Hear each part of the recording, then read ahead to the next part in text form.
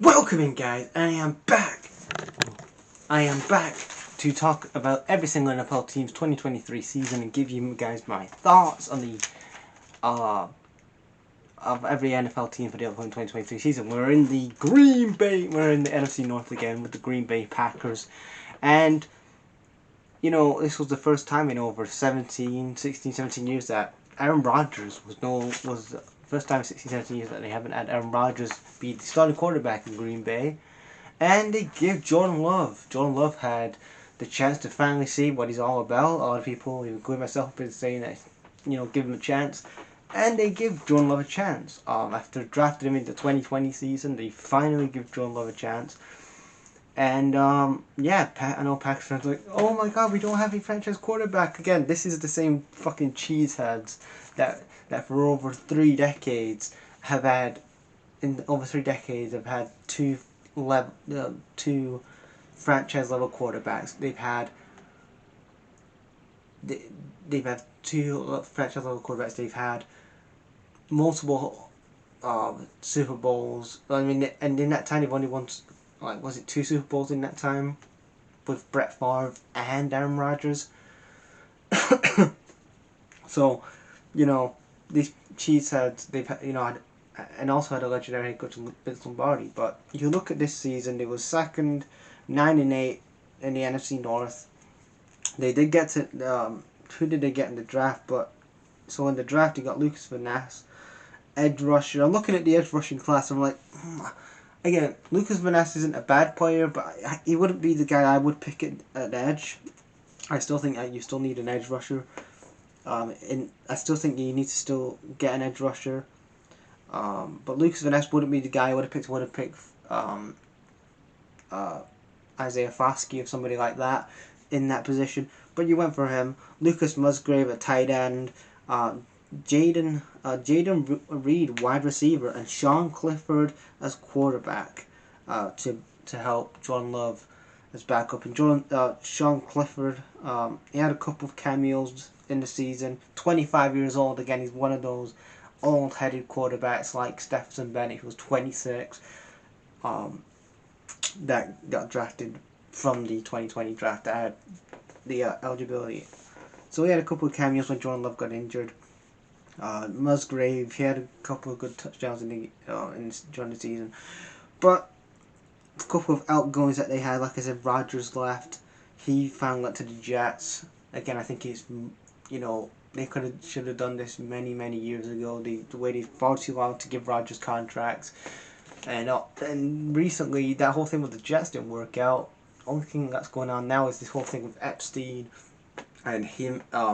Rodgers is getting sued by Jimmy Kimmel over him saying on Pat McAfee's show that he thinks that Jimmy Kimmel should have been on the Epstein list or whatever the fuck. When Epstein list came out a month ago. But like I said, Rodgers left, and then Alan Lazard joined Aaron Rodgers in the Jets. You had Matt Crosby, has been with the Packers for the same time as Rodgers. He split. He went to the Chargers and then the Panthers. Then you look at really cap space. $29 million in cap space. You don't have a lot of cap space, but there's a lot of free agents that they really need to address. A lot of positions. One of the big things is running back, and they have A.J. Dillon, who's going to be a free agent. Time of recording this, I've heard nothing about is he going to resign, are they going to franchise tag him? I don't know, but A.J. Dillon running back, they got Nixon cornerback, Darnell Savage safety, and obviously the additions that they need a safety. They need an edge rusher, running back, a linebacker, safety, and offensive tackle.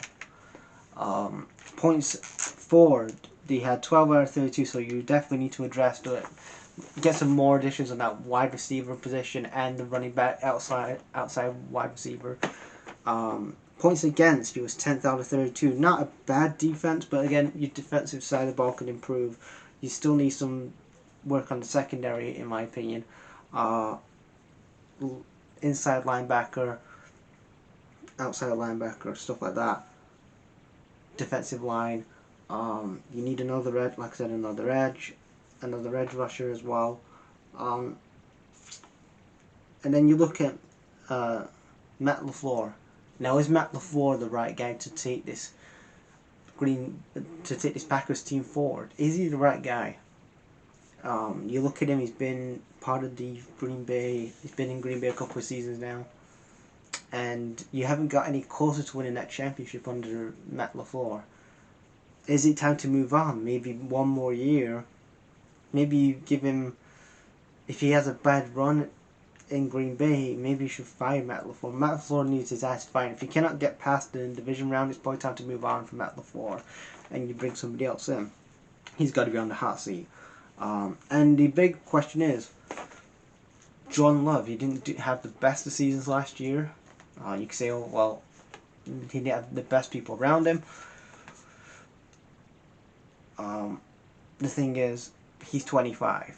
It's either he proves it this season, it's either now or never with John Love. Either you're going to prove that you're going to be the guy and get to championships.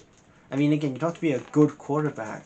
In recent years, look at the 49ers. They have all these people and they still get to Super Bowl. But my point is, John Love needs to find. You need to find out if John Love's going to be the guy or not. And if he isn't the guy, then 2025 you have to get yourself a quarterback. You should be looking to get yourself a quarterback because you've had this guy 4 years, 5 years now. I know he didn't play because of Rodgers, but again, why did you draft him in the first place if he wasn't really high on him and it wasn't really, invested in him?